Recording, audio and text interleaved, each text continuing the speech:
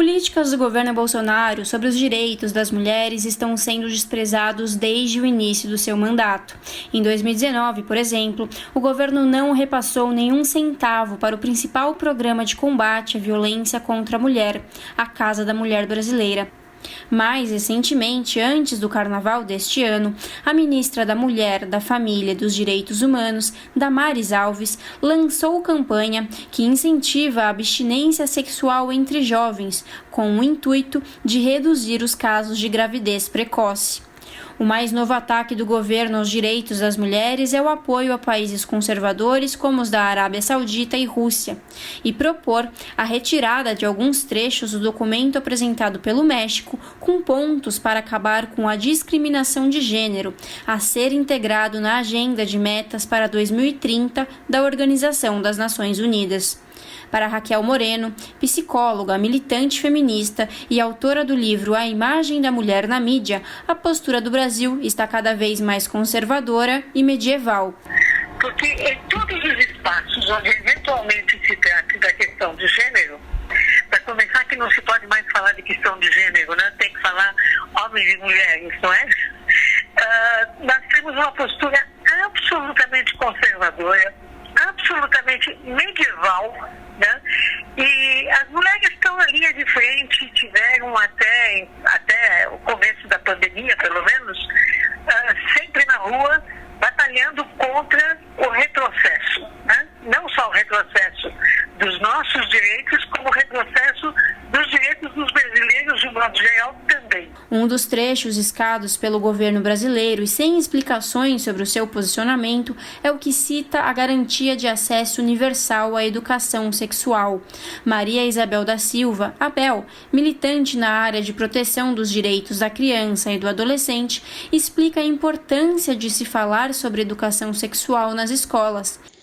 Diferente do que se pensa, estudos científicos realizados na área da sexualidade humana demonstram que a discussão, o trabalho sobre educação sexual nas escolas, principalmente, não estimula a atividade sexual. Também não antecipa a idade do primeiro contato sexual e, muito menos, aumenta a incidência de gravidez ou aborto entre adolescentes.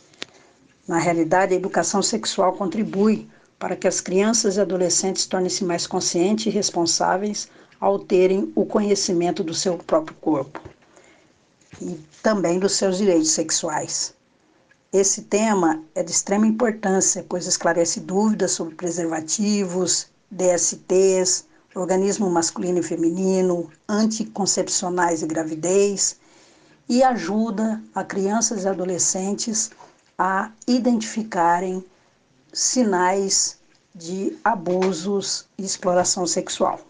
Sônia Correa, pesquisadora da Associação Brasileira Interdisciplinar de AIDS, na sigla ABIA, e ativista dos direitos humanos, de gênero e sexualidade, comenta que a percepção do governo brasileiro sobre o que são os direitos humanos é peculiar. Segundo a ativista, existe um desejo de purificar a vontade de cada indivíduo em relação a seu corpo e sua sexualidade. Esse governo tem uma concepção muito peculiar do que sejam os direitos humanos. E essa concepção abandona a outra face ou a outra espinha dorsal dos direitos humanos. Essa dimensão de que os direitos humanos não são apenas proteção contra a violência, proteção contra a discriminação, mas são também uma garantia do exercício da autonomia, da liberdade de associação, da liberdade de expressão, da liberdade de que os sujeitos possam se expressar e decidir sobre as suas vidas, incluído aí o seu corpo e a sua sexualidade.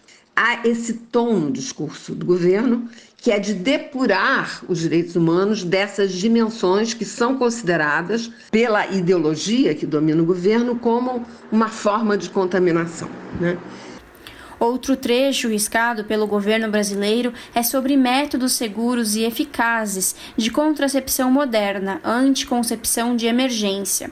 Para a pesquisadora da ABIA, a relutância por parte do governo em relação aos métodos anticoncepcionais tem mais a ver com o repúdio ao aborto do que com os contraceptivos de fato.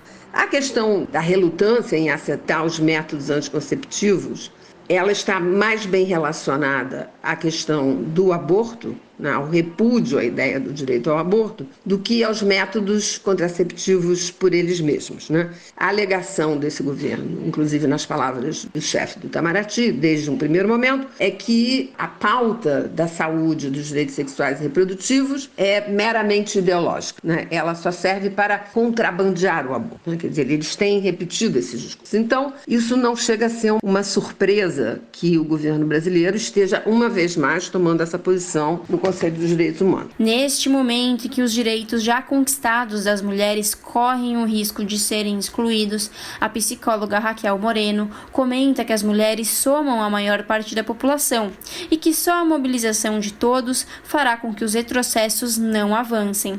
Olha, eu acho que nós temos que nos mobilizar, né? Tem que se mobilizar em defesa dos nossos direitos. E no caso das mulheres, nós somos a maioria da população, nós somos um pouco mais, 52% da população. Então não faz sentido, né? Não faz nenhum sentido que todas as entidades, todos os organismos que pretendem defender os direitos humanos não se mobilizem junto com as mulheres para que a gente faça retroceder essa postura e não permita que ela seja implementada. Larissa Borer, Rádio Brasil Atual. Você está ouvindo Jornal Brasil Atual. As notícias que os outros não dão.